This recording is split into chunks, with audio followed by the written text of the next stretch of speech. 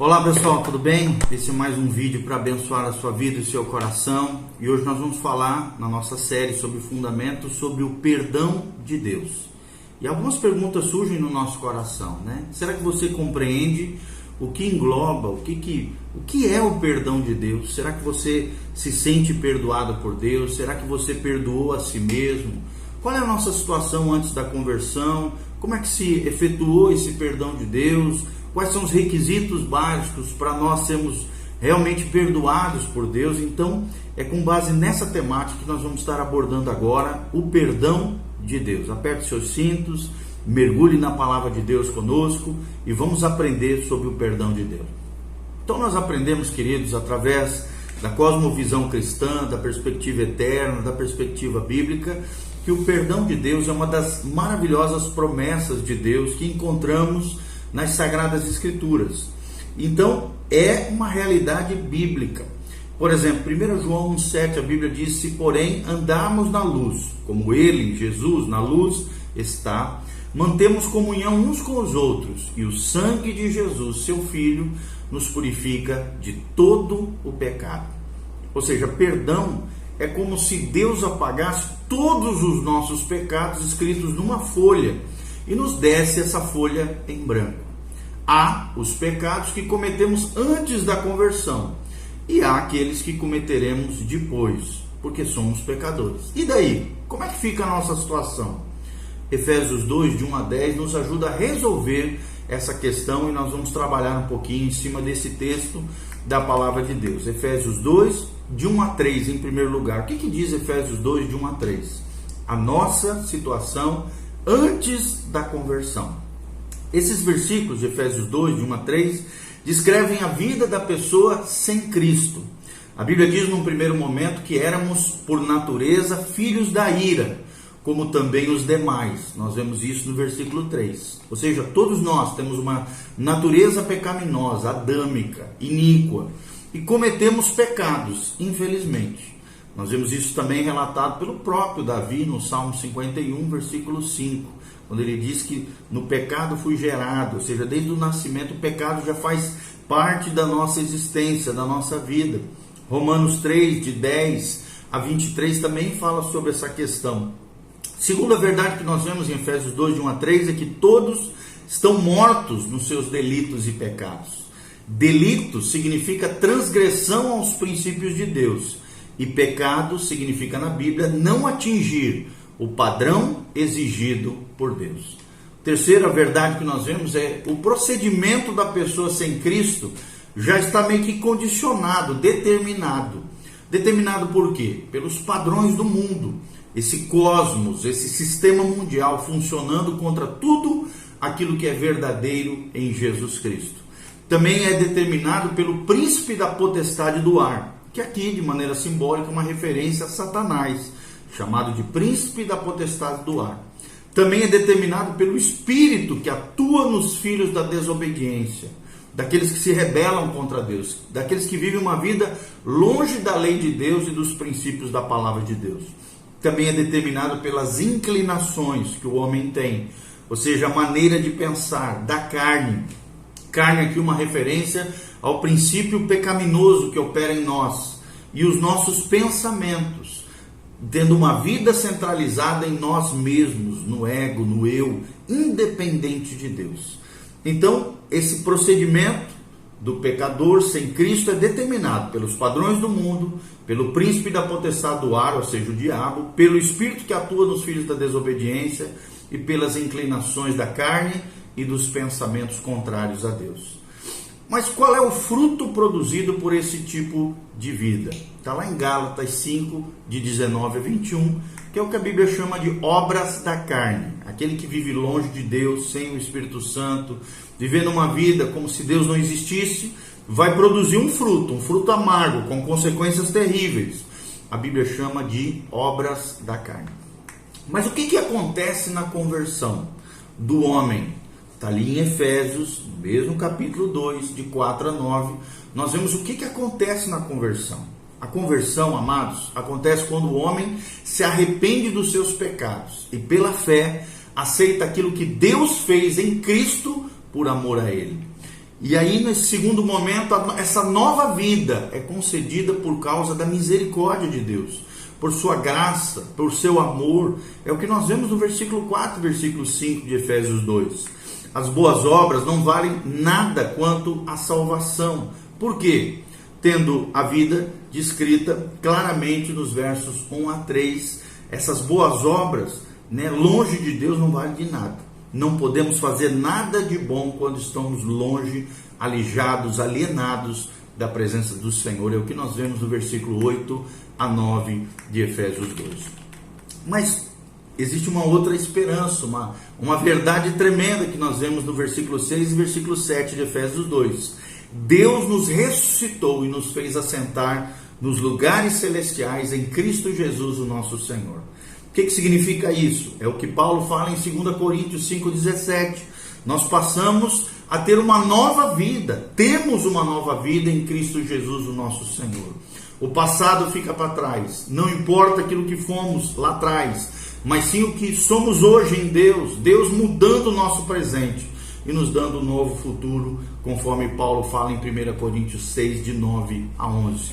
A Bíblia Sagrada diz que todos os nossos pecados, quando nascemos de novo, foram perdoados em Cristo Jesus, o nosso Senhor. É o que descreve Jeremias 31, 34 e o Salmo 103, versículo 12. Temos também uma nova posição em Cristo. Agora já não somos só uma mera criatura de Deus, somos filhos de Deus, conforme João 1,12. E não mais filhos do diabo, conforme Jesus menciona em João 8,44. E como é que é a vida depois da conversão? É o que nós vemos em Efésios 2,10. A Bíblia diz que nós somos feituras de Deus. No original aqui a palavra é poema, ou seja, somos criados em Cristo Jesus, o nosso Senhor, nova criatura, regenerados, nascidos de novo. E essa nova vida é caracterizada pelas boas obras, agora, não para alimentação do nosso ego, não para nós nos acharmos para as pessoas, não. A boa obra é tudo o que fazemos em Cristo, por Cristo, através de Cristo, para a glória de Deus. Então a vida da pessoa sem Cristo não pode produzir boas obras. Nem as boas obras podem salvar o homem por si mesmo, do ponto de vista de Deus. Entenda isso. As boas obras não valem de nada sem Deus, sem Cristo. É o que nós vemos em Tito 3,5. Mas as boas obras, sim, estão no plano de Deus e devem ser praticadas para a glória dele, quando estamos alinhados com o céu, quando estamos em Deus, quando estamos movidos pelo Espírito Santo. É o que nós vemos em Mateus 5,16. Quais são as outras características dessa nova vida que os verdadeiros cristãos desfrutam através da palavra de Deus? Essa nova vida, em primeiro lugar, é eterna. Essa nova vida, ela é uma vida de vitória, conforme 1 João 3,8. Ela é eterna, conforme João 3,16. Em terceiro lugar, ela é garantida por Deus, conforme Tito 1,2. Em quarto lugar, é uma vida abundante, ou seja, é a vida vivida no máximo do seu potencial. É uma vida que vale a pena ser vivida, é uma vida em Cristo. É o que nós vemos em João 10,10, Jesus dizendo: eu vim para que tenham vida e a tenham em abundância. Uma vida plena, uma vida completa, uma vida de integridade, ética, moral, correta, abençoada por Deus, cheia do favor de Deus, é a vida abundante que Deus prometeu para mim e para você. Também, em quinto lugar, é uma vida selada com o Espírito Santo, potencializada pelo Espírito de Deus, que agora opera em nós. Nós já não temos o Espírito do mundo, mas sim o Espírito Santo, que mora em nós, que faz morada em nós, conforme Efésios 1, 13 e 14, que é o selo de garantia, o penhor, quando Cristo voltar, de que nós somos dele e de que ele é a nossa herança eterna, conforme Efésios 4:30. Nós vemos em sexto lugar que também essa nova vida é uma vida que sim, é de dificuldades, não será fácil, vai haver sofrimento, dor, luta, problemas, gigantes vão se impor contra nós, mas pela graça de Deus nós vamos vencer. É o que nós vemos em Mateus 10:38 e em João 16:33. Nós vamos vencer através da fé. Nós vamos passar por dificuldades, mas pela graça de Deus iremos triunfar. É o que nós vemos em Romanos 8:17. nós somos herdeiros de Deus, co-herdeiros com Cristo, é o que diz Paulo em Romanos 8,17. Se com ele sofremos, também com ele seremos glorificados. A glória de Deus vai vir sobre você, mesmo diante das dificuldades, das dores, das crises, dos problemas. Deus vai te dar vitória em nome de Jesus. E em sétimo lugar, essa nova vida tem a presença de Jesus. É o que Jesus promete em Mateus 28, 18 a 20. Ele diz: eis que estarei convosco todos os dias até a consumação dos séculos. Ou seja, a promessa da presença de Jesus vai ser uma realidade nessa nova vida que Jesus promete para mim e para você. E essa nova vida também será uma vida de total obediência a Cristo. É impossível viver a vida da fé, a vida de Deus, o cristianismo bíblico, sem obediência total a Jesus. Ele é o Senhor da sua vida, Ele é o Salvador, mas também é Senhor, conforme nós vemos em João 14, 21. Qual é o fruto dessa nova vida? É o que nós vemos em Gálatas 5, 22 a 23, os frutos do Espírito, as 7 características, as virtudes e qualidades de Cristo, implantadas, inseridas, movidas pelo Espírito Santo dentro de nós. E daí? Como é que fica a questão dos pecados? Irmãos, antes da conversão, conforme nós já vimos nesse vídeo, através da palavra de Deus, eles foram perdoados, foram apagados pelo sangue de Jesus que foi vertido na cruz. Entretanto, há coisas no passado que, se for o caso, precisam ser acertadas diante de Deus, tais como dívidas, precisam ser acertadas, precisam ser pagas. Dívidas, eu estou falando materiais, de dinheiro, recursos, coisas que você de alguma maneira tirou, extraviou, se apossou de alguém, ou tirou. Precisa haver restituição daquilo que foi tirado, daquilo que foi obtido de maneira ilícita, ou então prometido que ainda não se pagou. As dívidas precisam ser pagas, é o que nós vemos em Lucas 19, de 1 a 10, em Romanos 13, 8, a Bíblia diz que nós não devemos dever nada a ninguém, a não ser o amor. Também situações precisam ser acertadas, como os ídolos, ou seja, nós precisamos quebrar, tirar da nossa vida, arrancar toda e qualquer ligação com imagens contrárias à palavra de Deus, com demônios que estão por detrás das imagens, todas elas que de alguma maneira interferem, atrapalham e nos ligam a demônios, a espíritos malignos, precisam ser destruídas para que possamos ter realmente comunicação com Deus. É o que nós vemos em 1 Tessalonicenses 5,8. Os ídolos precisam ser abandonados, precisam ser retirados da nossa vida, da nossa casa, do nosso trabalho, do nosso coração. É o que nós vemos em Deuteronômio 5,8 também. Em Atos 19, de 18 a 19, nós também vemos nesse grande avivamento que aconteceu na cidade de Éfeso, em Atos 19. Nós também precisamos, dentro das coisas que precisam ser acertadas, mantermos uma consciência limpa diante de Deus. Além das dívidas, além de destruir os ídolos do nosso coração e ao nosso redor, precisamos manter uma consciência limpa. É o que nós vemos em 1 Timóteo 1, de 18 a 20. Isso significa acertar a nossa vida com as pessoas que nós ofendemos, ferimos, praticamos injustiça ou ofendemos. As coisas que, mesmo após a conversão, ainda estão gravadas na sua consciência, precisam ser resolvidas do ponto de vista de Deus e do ponto de vista dos homens.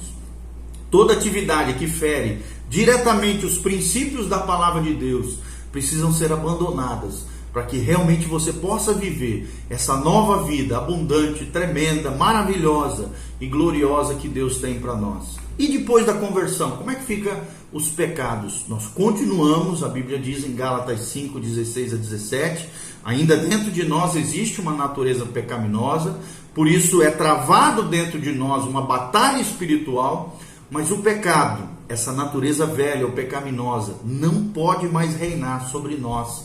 É o que nós vemos em Romanos 6,12. A Bíblia diz: o pecado não terá mais domínio sobre vós, porque vocês já não vivem debaixo da lei, mas debaixo da graça de Deus. E o plano de Deus qual é? É que nós não pequemos mais. É o que diz 1 João 2,1. Filhinhos, que a gente não deve mais pecar, mas se caso a gente peque, nós temos um advogado, um intercessor junto ao Pai, que é Jesus de Nazaré, o nosso único mediador entre Deus e os homens, Jesus Cristo, o homem, o representante da humanidade, o advogado dos crentes, daqueles que levam Deus a sério, daqueles que se arrependem dos seus pecados. Se porém pecarmos, temos recursos diante de Deus? Sim, é o que nós vemos em 1 João 2,1, nesse texto que nós acabamos de falar. E o que fazer diante de um pecado cometido, caído, acidental na nossa vida, nova que Jesus prometeu para nós? Apocalipse 2,5 nos ensina que nós precisamos nos arrepender do pecado cometido. Nós precisamos, além de nos arrepender, confessar o pecado a Deus, conforme 1 João 1,9. E caso o Espírito Santo nos incomode, não estamos dando conta sozinho, precisamos também confessar uns aos outros a uma pessoa madura, de preferência um líder espiritual, alguém que realmente possa orar por você, interceder pela sua vida no sentido de oração, cobertura espiritual e, é claro, não de intercessão entre Deus e os homens. Confessar o pecado uns aos outros, diz a Bíblia, para que nós sejamos curados, restaurados plenamente diante de Deus. Confesse o seu pecado a Deus. E se o Espírito Santo ainda te incomodar, confesse a algum irmão mais velho ou líder espiritual. Abandone o seu pecado, é o que nós vemos em Provérbios 28:13. A Bíblia diz que se nós escondermos o nosso pecado, nós nunca prosperaremos. Mas se nós confessarmos e deixarmos, alcançaremos misericórdia, é o que ensina Provérbios 28:13. E nós precisamos, é claro, acertar com as pessoas que porventura foram ofendidas, afetadas por causa do nosso pecado. Nós precisamos acertar isso diante de Deus e diante dos homens. É o que afirma Romanos 12, de 17 a 18. Só assim, irmãos, fazendo tudo isso que nós falamos, nos apropriando do perdão, da graça de Deus, dos recursos de Deus, realmente poderemos viver uma vida livre, liberta, desfrutando do poder de Deus, do poder do sangue de Jesus e do perdão de Deus quanto à nossa vida. Então siga-nos nas redes sociais, envie esse vídeo para outras pessoas, compartilhe com outras pessoas. O perdão de Deus está disponível para você. Lembre-se que Deus lança no mar do esquecimento as nossas iniquidades e pecados, se nos arrependemos verdadeiramente de coração. O perdão de Deus está disponível para você. O perdão de Cristo, de Deus Pai e do Espírito Santo emana da cruz do Calvário para a sua vida, para a minha vida, para todos aqueles que se arrependerem diante do Senhor, confessarem os seus pecados, se quebrantarem na presença do Senhor. Existe perdão disponível para nós. Que a graça de Deus venha sobre você, que a unção do Espírito Santo faça diferença na sua vida e que a glória do Senhor revista você de poder e de graça para triunfar sobre as lutas, os problemas, as dificuldades e os pecados dessa vida. Em nome de Jesus. Amém e amém.